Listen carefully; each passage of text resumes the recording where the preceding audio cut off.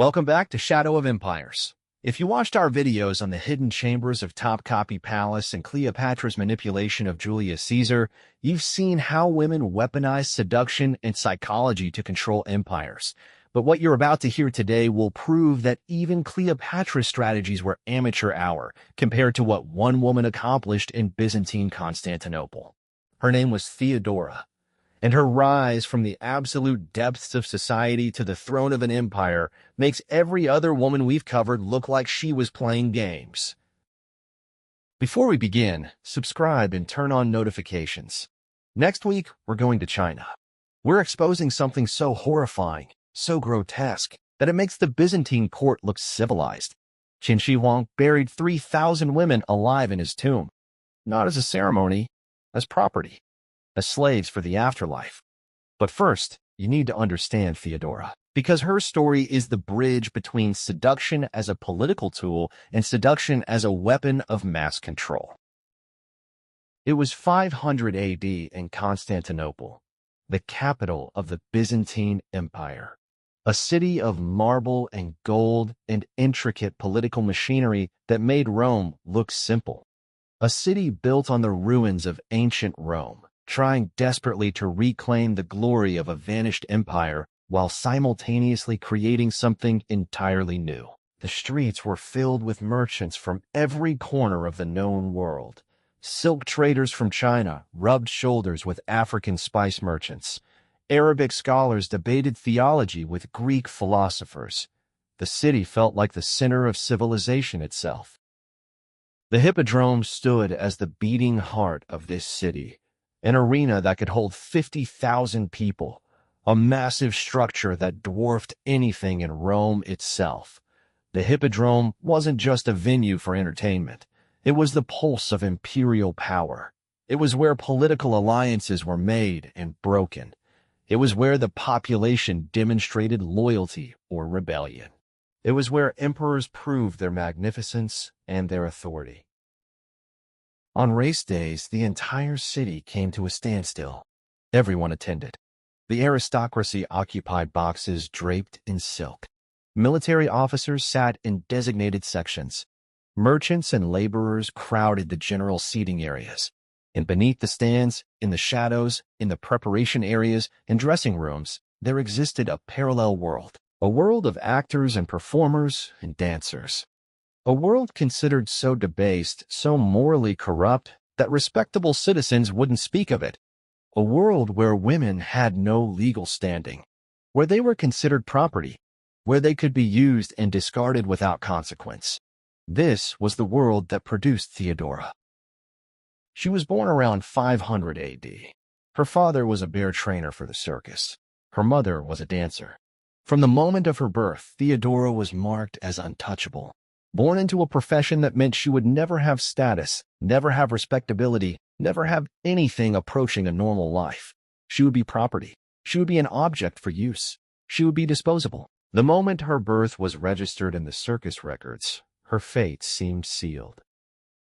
But Theodora would rewrite that script entirely. When her father died while she was still a child, her family fell into deeper poverty. The circus had no obligation to support the families of dead performers. Her mother remarried another circus performer to survive, and young Theodora was apprenticed into the circus herself. From her childhood, she learned to dance. She learned to perform. She learned to read an audience and manipulate their emotions through gesture and presence. But more importantly, she learned something that would define her entire life, that the body is a tool, that performance is power, that with the right strategy, a woman from nothing could become everything. By her early teens, Theodora had moved beyond dancing. She became an actress, and not in the respectable theater of Athens or Rome. She became an actress in the mime plays of the Hippodrome. The mime plays of Constantinople were not subtle. They were crude, explicit, shocking. They featured sexual content that would make modern audiences blush. They featured women performing acts that were considered not just immoral, but literally degrading to human dignity. They mocked sacred ceremonies. They ridiculed the church. They violated every boundary of respectability. And Theodora became the star of these performances. According to the Byzantine historian Procopius, who left detailed accounts of Theodora's early life, her performances were legendarily obscene. He describes scenes where she would perform nude on stage, where she would engage in simulated sexual acts in front of thousands of spectators, where she would mock religious ceremonies and sacred traditions. Her performances were designed to shock, to titillate, to cross every boundary of respectability. Procopius was so scandalized by what he described that centuries later, when scholars read his accounts, they debated whether he was exaggerating or telling the truth. But the historical consensus now suggests that Procopius, whatever his moral judgments, was describing actual performances. But here's what's important to understand. Theodora wasn't a victim forced into this. She was a strategist. She understood that in a society where women from her background had no power, performance was a tool. The shocking nature of her acts wasn't accidental. It was calculated. She was building a reputation. She was becoming unforgettable. In a city of 50,000 people, being the most shocking performer at the Hippodrome was a form of power. One particular performance became legendary. According to Procopius, Theodora performed a mime scene involving herself, a donkey, and a graphic simulation of bestiality. Whether this actually happened or whether it's exaggeration added by historians scandalized by her later rise to power is unclear. But what matters is that stories like this circulated, that Theodora's name became synonymous with the most extreme sexual transgressions, that she had created an image so shocking, so memorable, that no one who attended the Hippodrome could forget her, that no one could hear her name without immediately associating her with transgression and scandal. And this was precisely her strategy. Because shock creates memory, scandal creates attention, notoriety creates power. In a society that would have otherwise ignored her completely, Theodora became impossible to ignore. People talked about her. They debated her. She had become a celebrity in the truest sense, someone everyone knew about and everyone had strong opinions about. By her early 20s, Theodora had become one of the most famous performers in Constantinople. Not respected, never respected, but famous, known, talked about. And she had accumulated something far more valuable than respectability. She had accumulated information and access. As a performer, she moved through society at every level. She performed for wealthy merchants who came to the Hippodrome seeking entertainment and social status. She performed for military officers who used the races as an opportunity to display their uniforms and their authority. She performed for government officials who gathered in the imperial boxes. She performed for imperial princes who attended with their retinues. And in each performance, she learned. She watched. She understood the dynamics of power in ways that someone born into privilege could never comprehend. She learned which men were powerful and which merely pretended to be. She learned how to read a man's desires simply by watching his reactions during her performances. She learned which officials were allies and which were rivals. She learned the secret networks of power that controlled Constantinople. She also accumulated lovers, powerful men who could help her. Men who wanted to help her because they were completely overwhelmed by their desire for her. One in particular, a Syrian businessman named Hesebolius, became significant in her life. He was wealthy. He was influential. He was connected to the imperial administration, and he was completely controlled by his obsession with Theodora. According to historical accounts, he took her with him when he was appointed governor of a province in North Africa, and in that position, Theodora continued to refine her skills. She learned about administration. She learned how provincial governments functioned. She learned about power structures that extended beyond the Hippodrome and into actual governance. She learned about how to manipulate men who held actual authority. She learned about the networks of patronage that kept the empire functioning. And most importantly, she learned that the skills that had made her famous in the Hippodrome, the ability to read a man's desires, to perform the role he wanted to see, to make him feel that he was the center of her world, these same skills could be applied to political manipulation. When she returned to Constantinople from North Africa, she was no longer simply a performer. She was a strategic operative, a woman who understood the architecture of power and knew exactly how to exploit it. She had lived outside the city. She had seen how provincial administrators operated, She understood that the networks of power were not monolithic but fragmented and competitive. She understood that a clever person could play different factions against each other. It was at this point that she encountered Justinianus. Justinianus was not yet emperor when he met Theodora. He was the nephew of the reigning emperor Justin I. But everyone understood that Justinianus would be the next emperor. He was brilliant. He was educated. He was politically astute. He was ambitious in ways that the current Emperor Justin, an illiterate former military man, could never be. But he was also lonely. Despite his station, despite his power, despite being surrounded by courtiers and officials and family, he had never found a woman who could captivate him completely. He had had relationships, but they had never moved him deeply. He was, in many ways, emotionally unfulfilled despite his material success. When Justinianus first saw Theodora perform in the Hippodrome, something shifted in him. According to accounts preserved in multiple Byzantine sources, he became obsessed. He couldn't stop thinking about her. He couldn't stop attending her performances. He would arrive in disguise, cloaked and hooded, trying to watch her without being recognized. He would ask questions about her. He would try to discover her routines and her movements. He couldn't stop wanting her. And more than that, he couldn't understand why he wanted her so desperately. She was a performer. She was from the lowest levels of society. By every rational measure, she was beneath him. Yet she had captured his attention completely.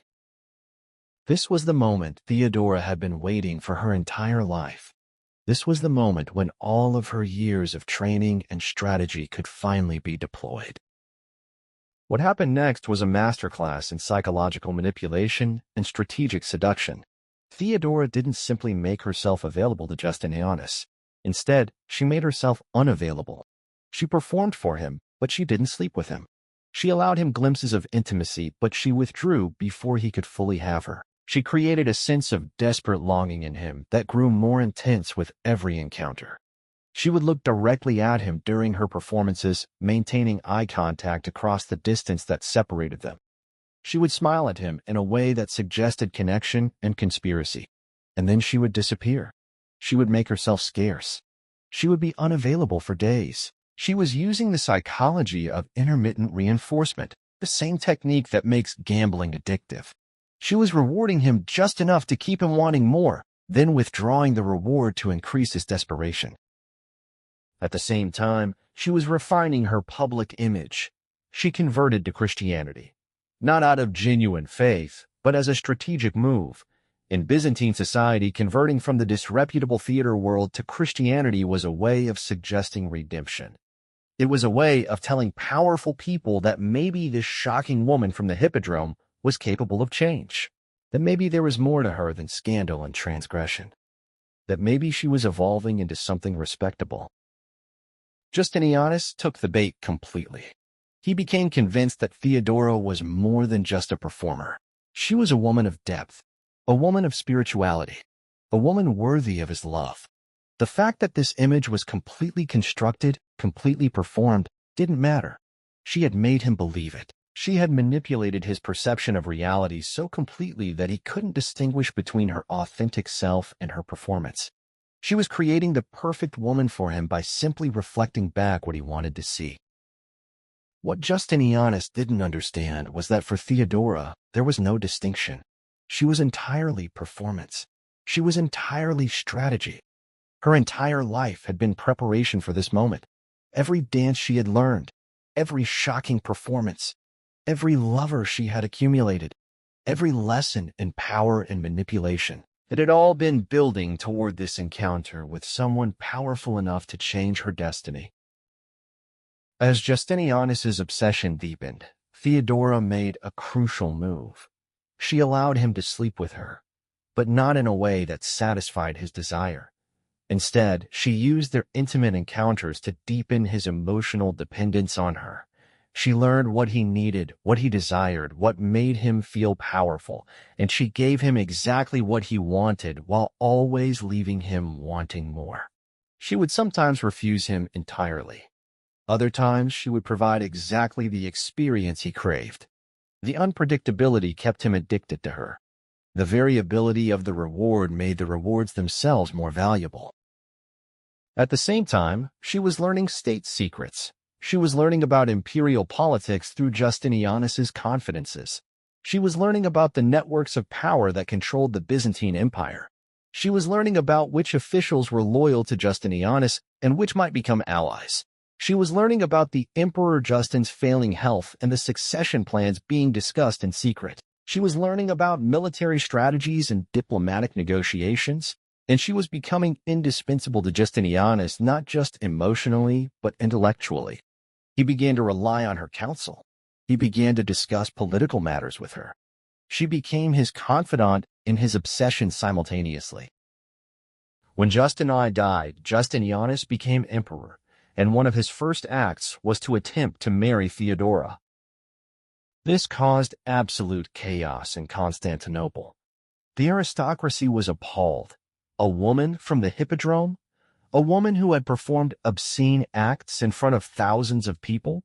As empress? It was unthinkable. It violated every principle of imperial succession and respectability. The nobility sent delegations to protest. The church issued statements expressing moral outrage. It was seen as a catastrophic degradation of the imperial dignity. How could the empire be ruled by a woman who had been a prostitute?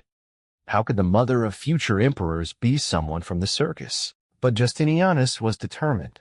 He had become so psychologically dependent on Theodora that he could not imagine ruling without her. He changed the law. He issued a decree that women who had been performers could now marry without the usual restrictions.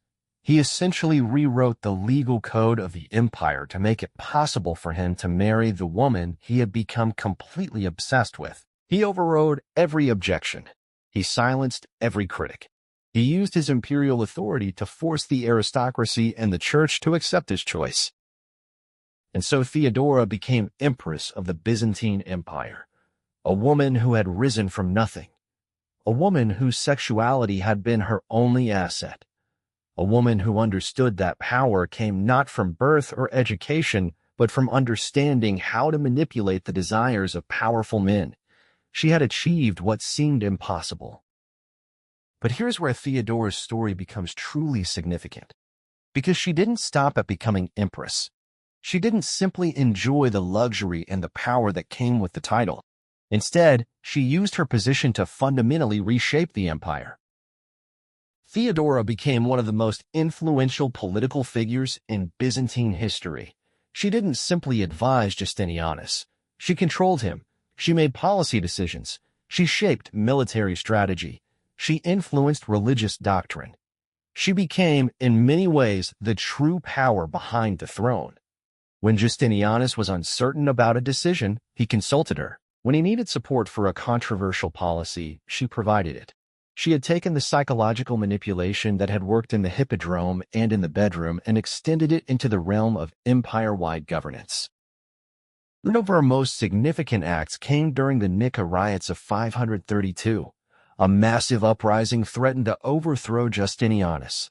The riots erupted when chariot racing factions, the Blues and the Greens, sparked a wider rebellion against imperial authority. The uprising was so severe that the imperial court considered fleeing Constantinople entirely. Hundreds of thousands of people filled the streets demanding change. Rioters set fires that destroyed large sections of the city. The imperial palace itself seemed threatened. Justinianus was ready to abandon the city. He was prepared to flee with his treasures and his authority. But Theodora refused. According to historical accounts preserved in multiple sources, she stood before the imperial council and delivered a speech that changed the course of history. She said words to the effect of, "My lords, I believe that now is not the time to flee, even if it will bring safety. For it is impossible for a person who has been born into this world not to die. And those who have reigned should never survive their reign's end. I will not abandon my throne. I do not wish to flee. A purple shroud makes a good burial garment. If the emperor wants to flee, he can leave, but I will stay and fight." Her courage, or her refusal to allow Justinianus to make what she considered a weak decision, steeled his resolve. He remained in the city. He ordered the military to crush the riots. The imperial forces moved into the Hippodrome, of all places, the very arena where Theodora had risen to power, and massacred the rioters.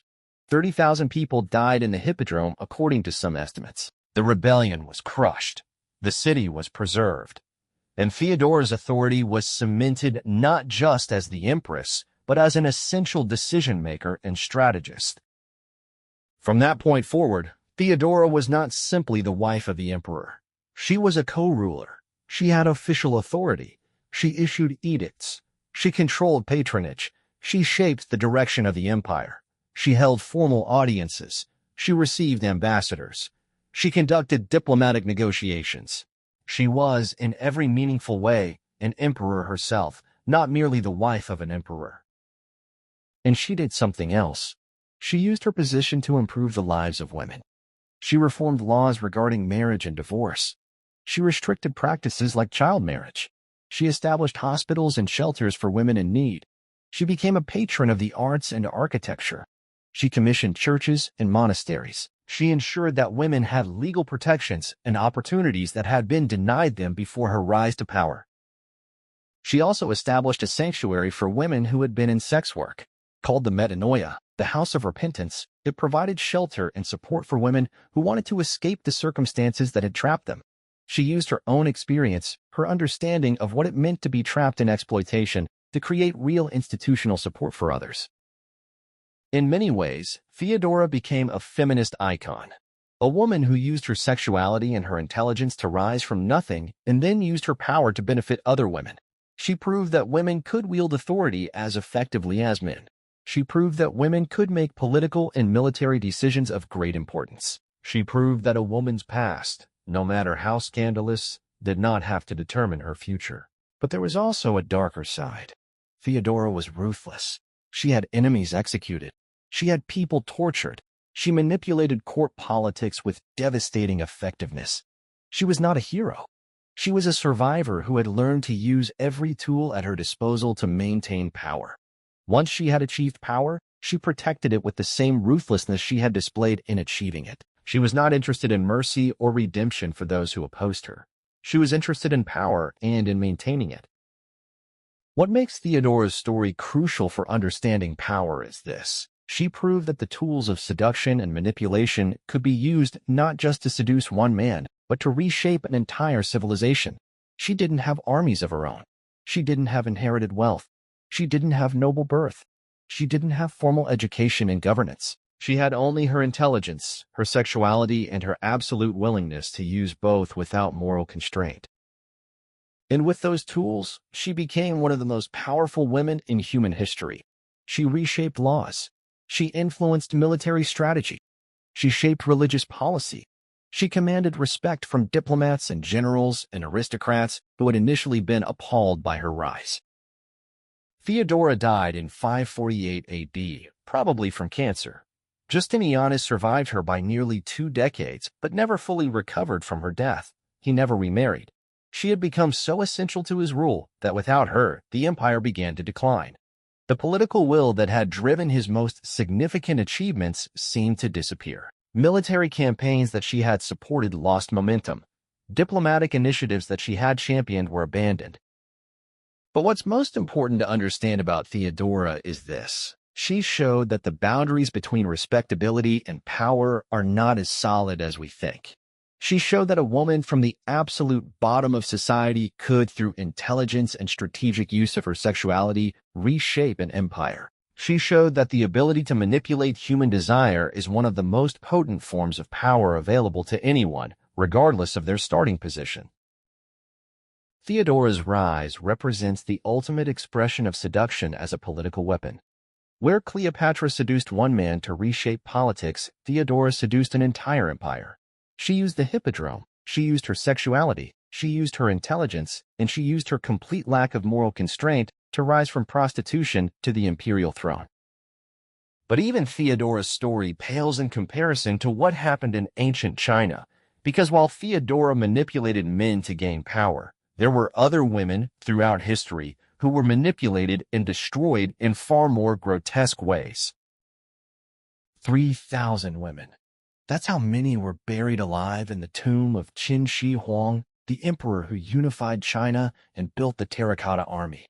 Not because he loved them, not because they were his wives, but because he wanted to maintain his power in the afterlife, because he wanted servants in death just as he had servants in life. And the methods used to achieve this, the rituals, the slow death, the deliberate cruelty, they make even the horrors we've discussed seem almost merciful.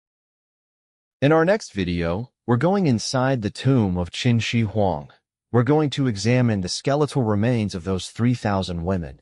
We're going to understand the rituals that led to their burial. We're going to confront the archaeological evidence. And we're going to confront something truly disturbing, the idea that an emperor considered the mass burial of women so normal, so acceptable, that he left no records of it. It was simply how things were done.